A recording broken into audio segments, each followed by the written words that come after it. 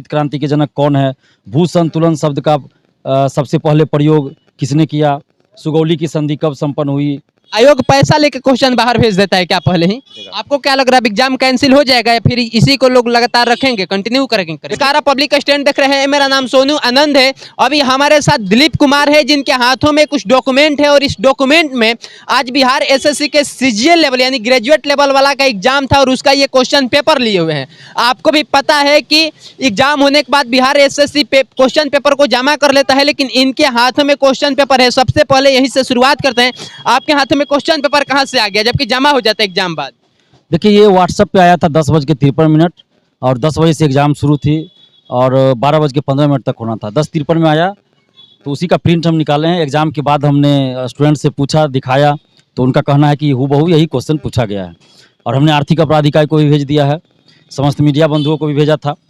तो ये बड़े दुख की बात है कि इस तरह से क्वेश्चन आउट हो जाता है। मैं कुछ क्वेश्चन पढ़ दूँ। भारत में हरित क्रांति के जनक कौन है?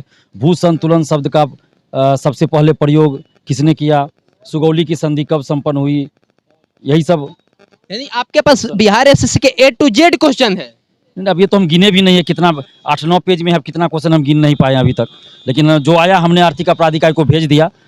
तो अरे 5 क्वेश्चन आ जाए चाहे कितना आया, तो मुझे तो लगता है इसमें करीब 50 क्वेश्चन तो होगा ही, ज़्यादा ही होगा, 50 क्वेश्चन के आसपास होगा। फिर तो मेरे पास आया इतना ना, जब आउट किया होगा तो पूरा किया होगा और 2 क्वेश्चन भी आउट हुआ तो आउट हुआ। 50-60 क्वेश्चन जितना भी हो तो अगर आउट हो गया तो इसका क्या मतलब रहा? ये बिहार के सभी बच्चों के साथ कितना मतलब दुर्भाग्यपूर्ण बात है, बताइए। ये बहुत दुर्भाग्यपूर्ण बात है। उस शब्द नहीं है कि हम कहें क्या कहें। इस ठंड में 9 लाख स्टूडेंट को यहाँ से वहाँ भेज रहे हैं। हम लोग मांग करते रहे कि गिरिडीह जिला के अगल बगल जिला में सेंटर दीजिए, लेकिन बीएसएससी की तानाशाही देखिए और सरकार की तानाशाही कि 200 300 किलोमीटर दूर इस बॉर्डर से उस बॉर्डर सेंटर दे रहे हैं। ये क्या तरीका? उसमें भी जूता पहन के आपको नहीं जाना है, चप्पल पहन के जाना है। ये क्या नौटंकी है जनाब? और उसके बाद आपका पेपर लीक हो जा रहा है, तो आप गारंटी देते ना कि पेपर लीक नहीं होगा? अब मुआवजा दे सरकार, सबको मुआवजा दे। पेपर लीक हुआ तो जो तेजस्वी यादव को बीपीएससी पेपर लीक के बोले थे कि 5-5 हज़ार रुपया मुआवजा मिलना चाहिए, तो अभी सरकार में है, उनको मुआवजा देना चाहिए सबको।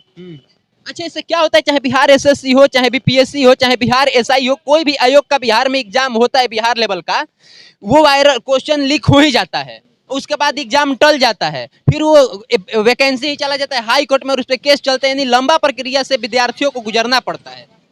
देखिए, ये तो बड़े दुख की बात है ना कि सरकार असंवेदनशील बनी हुई है और शिक्षा माफियाओं को संरक्षण दे रही है। इसलिए भर्ती आयोग भी मनमानी कर रही है। बहुत सारे भर्ती आयोग है जिसके कि अध्यक्ष, सचिव और कर्मचारी, अधिकारी सब संलिप्त है भ्रष्टाचार में।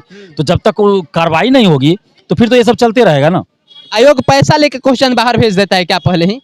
अब ये तो जांच का विषय है ना, ये हम कैसे कह सकते हैं? ये तो जांच का विषय है, जांच होना चाहिए। इसी की तो हम लोग मांग कर रहे हैं कि सीबीआई जांच एक बार हो जाए ताकि पता चल जाए कि क्या ये एजेंसी, जिस एजेंसी को दिया गया था वहीं से क्वेश्चन आउट हुआ, क्या हुआ नहीं हुआ, ये जांच होना चाहिए। आपके समझ से कहाँ से क्वेश्चन आउट होता होगा? ये हम कैसे कह सकते हैं? हम तो बहुत सारा उपाय है ना, जैसे सचिवालय सहायक झारखंड में हुआ कि जिस एजेंसी को दिया गया वहीं से क्वेश्चन आउट करा लिया गया। हमने इस बात की सूचना बीएसएससी को भी दिया कि ये काम बिहार में भी होने वाला है, हो सकता है कि हो जाए, जो नजर रखिए। तो हो सकता है वहां से हुआ या फिर एग्जाम से पहले आउट हुआ हो, जैसे बीपीएससी में हुआ कि एग्जाम से 4 घंटा 3 घंटा या 2 घंटा जो पहले आया था वैसे हुआ हो।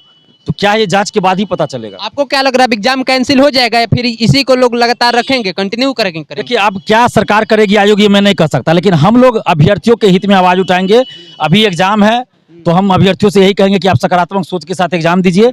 जब एग्जाम समाप्त हो जाएगा सारा, तब अभ्यर्थियों से बात करेंगे हम लोग। उसके बाद हम लोग डिसाइड करेंगे कि हम लोगों को क्या करना है आगे। आपका कोई चेयरमैन या आयोग के अध्यक्ष से बात हुआ?